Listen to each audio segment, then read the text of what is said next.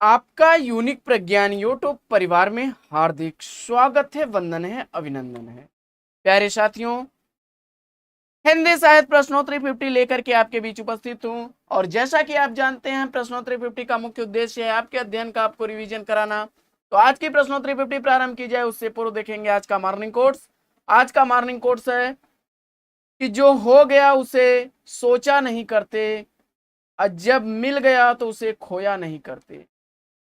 हासिल उन्हें होती है सफलता जो वक्त और हालात पर रोया नहीं करते। जी हाँ दोस्तों, अपनी सफलता और असफलता का दोष किसी और पर देना यह अच्छी बात नहीं होती है। अगर आप असफल होते हैं तो उस कारण को जानने का प्रयास करिए और ईमानदारी के साथ उसका निवारण करके अध्ययन में जुट जाइए। आपका अध्ययन आपको एक दिन जरूर सफलता दिलाएगा। और इसी मॉर्निंग कोट के साथ प्रारंभ करेंगे शायद प्रश्नोत्तरी 50।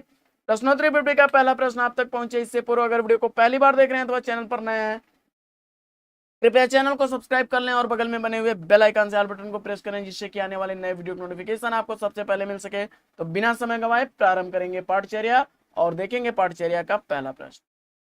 पहला प्रश्न है, हिंदी साहित्य और संवेदना का विकास इतिहास ग्रंथ का प्रकाशन काल क्या है? तो जवाब हो जाएगा राम स्वरूप चतुर्वेदी द्वारा लिखा गया हिंदी साहित्य और संवेदना का विकास 1986 ईस्वी का प्रकाशित ग्रंथ है। अगला प्रश्न, रुकोगी नहीं राधिका उपन्यास का प्रकाशन काल क्या है? तो रुकोगी नहीं राधिका उपन्यास का प्रकाशन काल है 1967 ईस्वी। उषा प्रियमवदा द्वारा लिखा गया यह उपन्यास है। अगला प्रश्न, अगला प्रश्न है प्रश्न संख्या 3, अप्सरा का श्राप उपन्यास के लेखक कौन है? अप्सरा का श्राप उपन्यास लिखने वाले हैं यशपाल जी। 1965 ईस्वी इस उपन्यास का प्रकाशन काल है। अगला प्रश्न है कि परिमल काव्य संग्रह के रचनाकार कौन है? परिमल काव्य संग्रह सूर्यकांत त्रिपाठी निराला द्वारा लिखा गया 1930 ईस्वी का प्रकाशित काव्य संग्रह है। अगला प्रश्न, जगत विनोद प्रबंध काव्य के रचनाकार कौन है? तो जगत विनोद पद्माकर द्वारा लिखी गई रचना है। अगला प्रश्न, अगला प्रश्न है कि नीरजा का प्रकाशन वर्ष क्या है? तो नीरजा का प्रकाशन वर्ष 1935 ईस्वी है और महादेवी वर्मा द्वारा लिखी गई यह कृति है। प्रश्न संख्या 7 है, कारित्री और भावित्री प्रतिभा का विभाजन किस आचार्य ने किया? कारित्री और भावित्री प्रतिभा का विभाजन राजशेखर ने किया। अगला प्रश्न, किशनगढ़ का हेरी कृति के रचनाकार कौन है? किशनगढ़ का हेरी संजीव द्वारा लिखी गई रचना 1981 ईस्वी की प्रकाशित रचना है। अगला प्रश्न है, देखिए मार्क्सवाद सिखाता है कि हर चीज पर डाउट करो, यह कथन किस आलोचक का है? तो देखिए मार्क्सवाद सिखाता है हर चीज पर डाउट करो, रामविलास शर्मा का कथन है। अगला प्रश्न, अगला प्रश्न है कि नाथ संप्रदाय आलोचना ग्रंथ के लेखक कौन है? तो नाथ संप्रदाय आलोचना ग्रंथ के लेखक आचार्य हजारी प्रसाद द्विवेदी हैं। 1950 ईस्वी का प्रकाशन काल है। अगला प्रश्न है कि शंबुक काव्य संग्रह के रचनाकार कौन है? शंबुक काव्य संग्रह जगदीश चंद्र गुप्त द्वारा लिखा गया काव्य संग्रह है।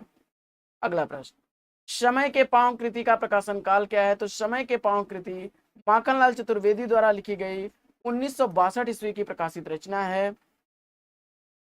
अगला प्रश्न है कि एमिल जैकब भीष्म साहनी द्वारा लिखे गए किस नाटक का पात्र है? तो जवाब हो जाएगा हानुस नाटक का पात्र एमिल जैकब है और इस नाटक का प्रकाशन काल 1977 ईस्वी है। अगला प्रश्न है कि हिंदी साहित्य के 80 वर्ष किसकी आलोचनात्मक कृति है? हिंदी साहित्य के 80 वर्ष आलोचनात्मक कृति शिवदान सिंह चौहान की है। 1954 ईस्वी का प्रकाशन काल है। अगला प्रश्न है कि एक तारे की चौखट पर एक क्षमा करें एक तारे की आंख नाटक का प्रकाशन काल क्या है? तो एक तारे की आंख नाटक लिखा गया है मणि मधुकर द्वारा और 1980 ईस्वी का प्रकाशन काल है। प्रश्न संख्या 16 है कि मौर्य विजय काव्य कृति के रचनाकार कौन है? तो सियाराम शरण गुप्त द्वारा लिखी गई 1914 ईस्वी की प्रकाशित यह रचना है। अगला प्रश्न है कि सुजान हित प्रबंध काव्य के रचनाकार कौन है? तो सुजान हित प्रबंध काव्य के रचनाकार घनानंद हैं। अगला प्रश्न है कि राम और सीता के विवाह के समय पर किस कवि ने मिथिला की स्त्रियों से गारी गवाया था, यह किस है? तो जवाब हो जाएगा केशव दास ने।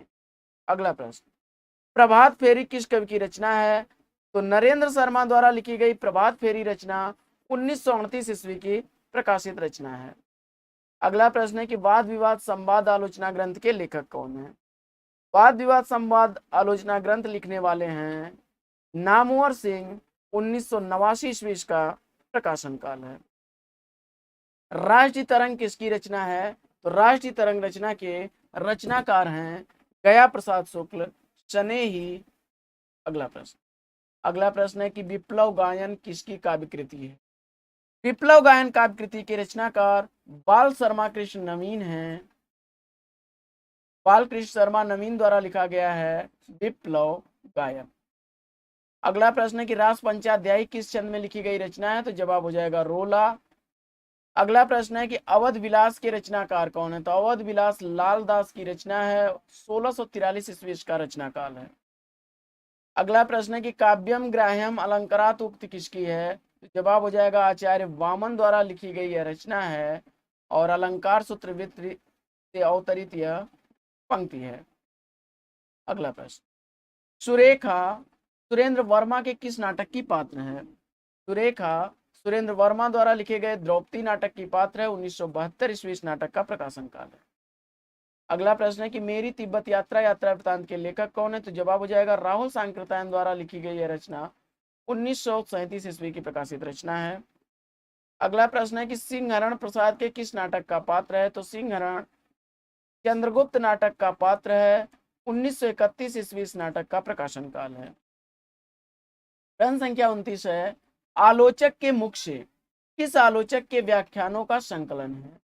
आलोचक के मुख से किस आलोचक के व्याख्यानों का संकलन है? तो जवाब हो जाएगा डॉक्टर नामवर सिंह और 2005 ईस्वी का यह प्रकाशित संकलन है। अगला प्रश्न है कि माया दर्पण कृति की रचनाकार कौन है? तो माया दर्पण श्रीकांत वर्मा द्वारा लिखी गई रचना 1967 ईस्वी की प्रकाशित रचना है। अगला प्रश्न है कि आत्महत्या के विरुद्ध काव्य कृति की रचनाकार कौन है? तो आत्महत्या के विरुद्ध काव्य कृति रघुवीर सहाय द्वारा लिखी गई 1967 ईस्वी की प्रकाशित रचना है। शिवपालगंज किस उपन्यास से संबंधित है? तो शिवपालगंज राग दरबारी उपन्यास से संबंधित है, श्रीलाल शुक्ल द्वारा लिखा गया है और 1968 ईस्वी का प्रकाशन काल है। अगला प्रश्न है कि शिखर से सागर तक जीवनी के रचनाकार कौन है? तो शिखर से सागर तक जीवनी राय कमल राय द्वारा लिखी गई है, अज्ञेय की जीवनी है। अगला प्रश्न है जयशंकर प्रसाद की कृति उर्वशी किस विधा की रचना है? तो जयशंकर प्रसाद द्वारा लिखी गई उर्वशी 1909 ईस्वी की प्रकाशित चंपू काव्य विधा की रचना है। अगला प्रश्न है कि नूतन ब्रह्मचारी उपन्यास के लेखक कौन है? तो नूतन ब्रह्मचारी उपन्यास बालकृष्ण भट्ट द्वारा लिखा गया 1886 ईस्वी का उपन्यास है। अगला प्रश्न है कि स्त्री विमर्श समाज और साहित्य पुस्तक के लेखक कौन है? तो जवाब हो जाएगा क्षमा शर्मा। विदेशिया भोजपुरी काव्य कृति के रचनाकार कौन है? तो जवाब हो जाएगा यह भिखारी ठाकुर की रचना है। अगला प्रश्न है कि दुख सबको मांझता है किसकी प्रसिद्ध पंक्ति है? तो दुख सबको मांझता है यह अज्ञेय द्वारा लिखी गई रचना है। अगला प्रश्न है कि सुबोधनी टीका के रचनाकार कौन है? तो सुबोधनी टीका के रचनाकार वल्लभाचार्य हैं। अगला प्रश्न है कि छायावाद का उपनिषद किस ग्रंथ को कहा जाता है? तो छायावाद का उपनिषद शांति प्रिय द्विवेदी ने छायावाद का उपनिषद कहा है कामायनी को। अगला प्रश्न, हिंदी के प्राचीन कवि और कविताएं किसकी पुस्तक है? तो हिंदी के प्राचीन कवि और कविताएं राहुल सांकृत्यायन की रचना है। अगला प्रश्न है कि भारत का शेक्सपियर किसे कहा जाता है? तो भारत का शेक्सपियर कालिदास को कहा जाता है। हिंदी समाचार पत्र बंगदूत कब प्रकाशित हुआ? तो जवाब हो जाएगा 1829 ईस्वी। अगला प्रश्न है कि नाटक के लिए रंगमंच होना चाहिए, रंगमंच के लिए नाटक नहीं, यह कथन किसका है? तो जवाब हो जाएगा जयशंकर प्रसाद का।